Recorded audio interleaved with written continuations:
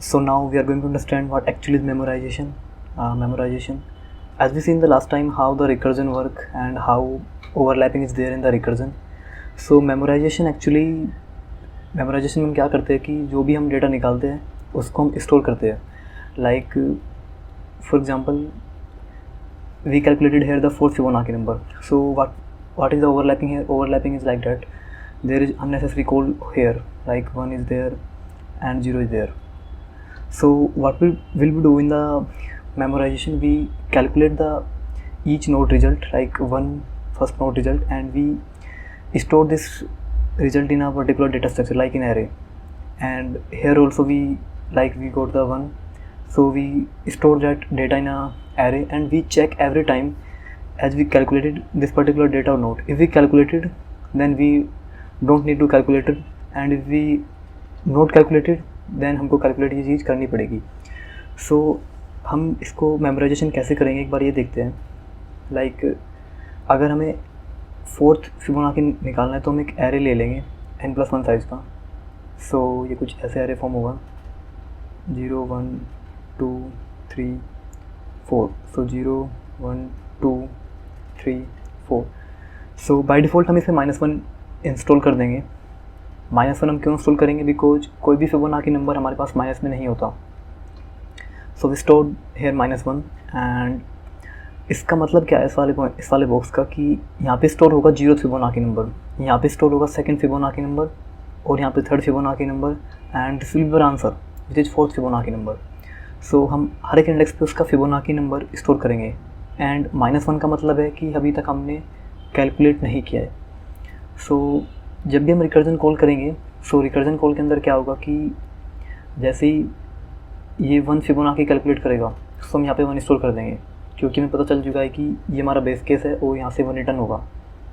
और जैसे ही 0 का कैलकुलेट होगा तो ये 0 को यहाँ से रिटर्न करेगा. सो हम यहाँ पे भी 0 स्टोर कर देंगे. अगेन हमारे पास 2 का मिल चुका है, तो यहाँ पे आंसर होगा 1 + 0 दैट इज़ 1. सो यहाँ पे भी स्टोर हम 1 कर देंगे. एंड सिमिलरली हम यहाँ से 1 हमको मिलेगा, 1 + 1 2. सो यहाँ पे आंसर 2 होगा. बट हम जैसे ही यहाँ पे 2 के लिए कैलकुलेट करेंगे, first we check in the array कि क्या हमारा -1 है. अगर हमारा -1 सेकंड इंडेक्स पे है, डैट मीन हमने कैलकुलेट नहीं किया है. बट अभी यहाँ पे -1 नहीं है, डैट मीन हमने कैलकुलेट कर लिया है. सो हम यहीं से इसको फैच कर लेंगे डायरेक्ट, हमें अननेसेसरी कॉल करने की ज़रूरत नहीं है. We will directly return 1 from here. And 3 के लिए हमने कैलकुलेट कर लिया है, so 2 from here. So that is 2 + 1 that is 3. So n number पे जो हमारा डेटा होगा वो हमारा आंसर होगा. सो यहाँ पे हमें फर्दर कॉल करने की ज़रूरत नहीं है, बिकॉज मेमोराइजेशन क्या करता है कि हर एक काम को जो उसको आंसर मिलता है वो उसको स्टोर कर लेता है. सो एक बार सा कोड करने की ट्राई करते हैं इसको कोड एक्चुअली कैसे होगा. Like we have to make another function public int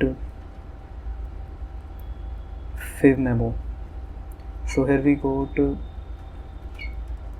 हमें यहाँ पे इंटीजर वेरिएबल मिलेगा कि हमें कौन सा फिबोनाची नंबर निकालना है. So what will we do, we can make an array int or we can make memorization array and the size of memorization is n+1. so ये हमारा साइज होगा उसका. and we will call the by the another function. Like हम एक दूसरा function बना लेते हैं यहाँ पे, public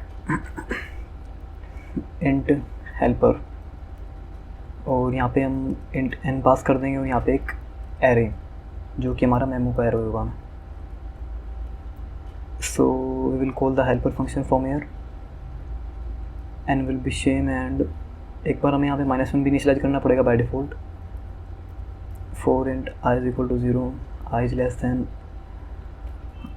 memorization root length I ++.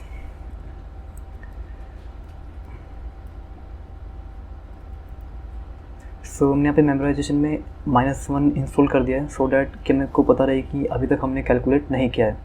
So what will we do now, will pass memorization here and we will return memorization nth part from here. So अभी इस फंक्शन में हमने कॉल कर दिया है, तो इस फंक्शन में देखते हैं हम कैसे कैलकुलेट करेंगे. सो सबसे पहले बेस केस लिखते हैं हम, if n is equal to 0 और n is equal to 1. So what will we do, हमको यहाँ पे मेमोराइजेशन एरे में डेटा को स्टोर करना है. तो हम क्या करेंगे, memo n would be n और रिटर्न कर देंगे n. सिमिलर लाइक कि हमने यहाँ पे रिकर्जन के केस में जैसे किया था कि हमने रिटर्न कर दिया था, बस फ़र्क इतना है कि हमने यहाँ पे ये डेटा को स्टोर भी कर लिया सो डैट हमें फर्दर कॉल की ज़रूरत ना पड़े. And again we will call int a similar like we have to do in recursion, helper n-1 and memo and int b helper n-2 memo, and we will store the data, every data. So it would be memo and a plus b, and we will return memo n or we can say a plus b, both are same thing. But ये हमने code कर दिया है, but actually में अभी complete नहीं है code ही, क्योंकि हमें यहाँ पे ये भी चेक करना है कि क्या हम अगर हम चीज़ पहले से कैलकुलेट कर चुके हैं सो हमें फर्दर कैलकुलेट करने की ज़रूरत नहीं है. सो वो कैसे करेंगे हम, मेमो n, अगर हमारा मेमो n -1 के इक्वल नहीं है डैट मीन हम उसको कैलकुलेट कर चुके हैं, सो हमें यहाँ से फर्दर कॉल की ज़रूरत नहीं है. So we directly return from here memo n, that's it. So एक बार इसको देख लेते हैं कि वर्क कैसे करेगा एक बार.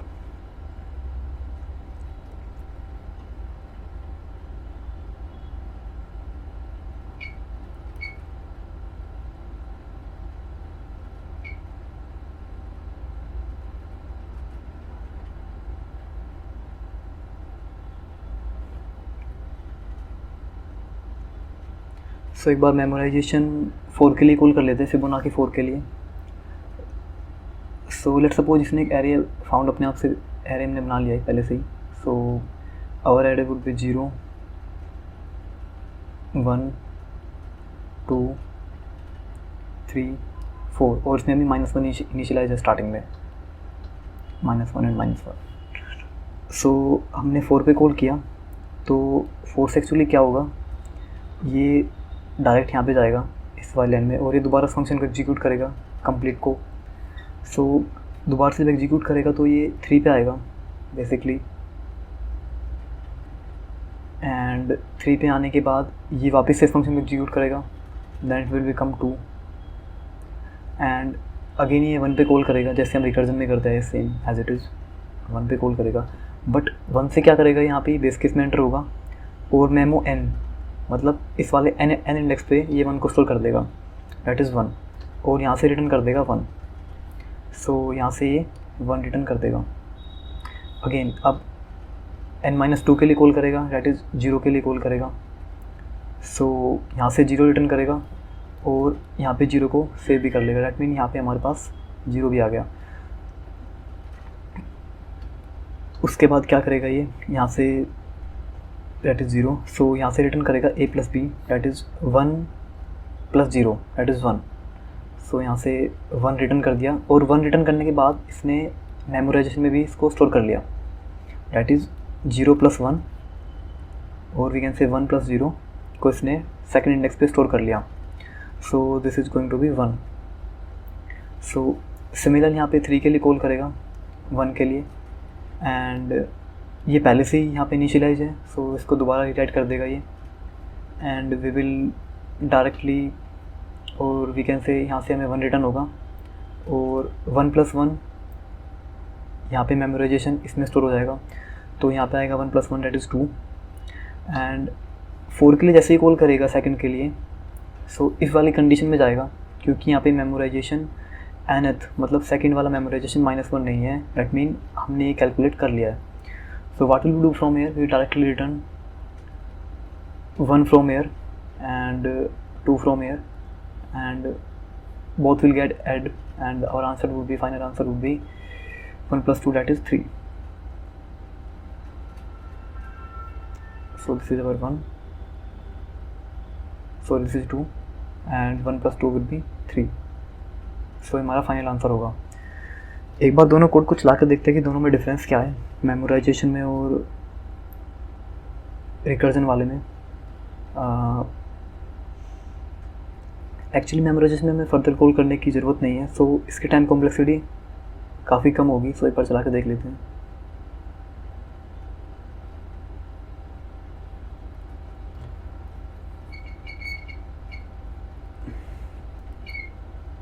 सो वी विल रन फिबोनाची।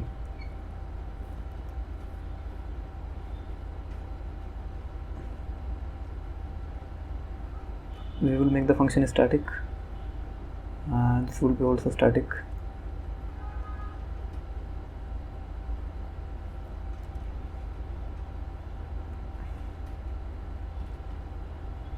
सो पहले में एक बार रिकर्जन वाला चला के देखते हैं फिबोनाची ऑफ 30 के लिए ये कितना टाइम एक्चुअली लेगा।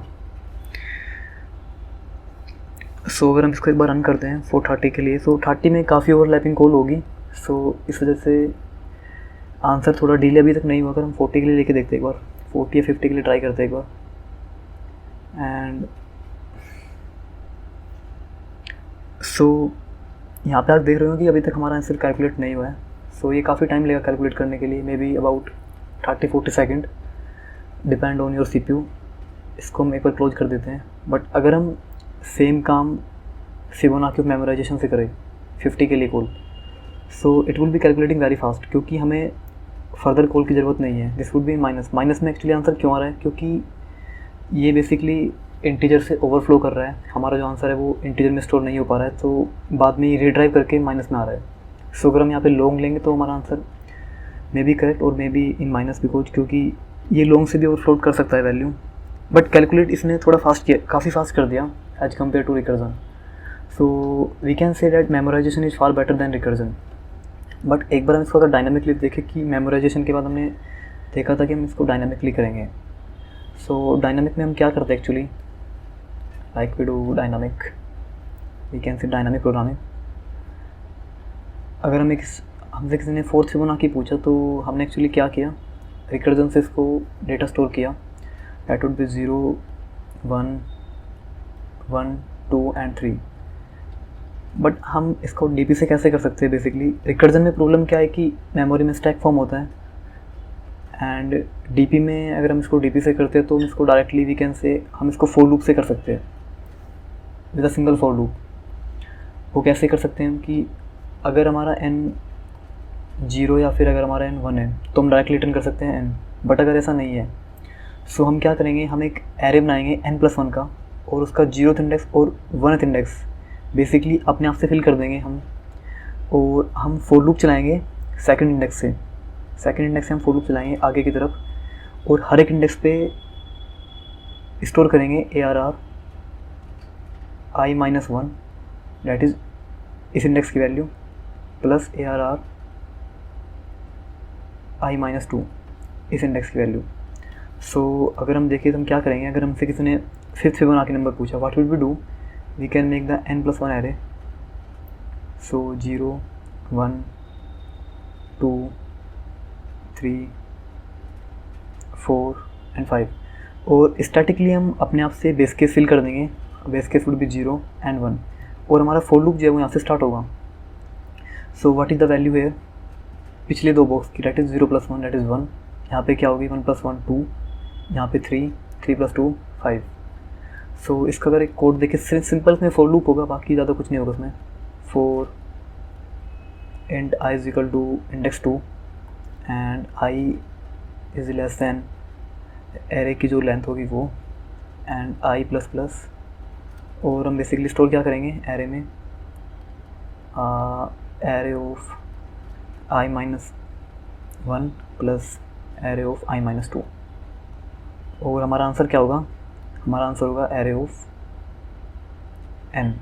We will return from air.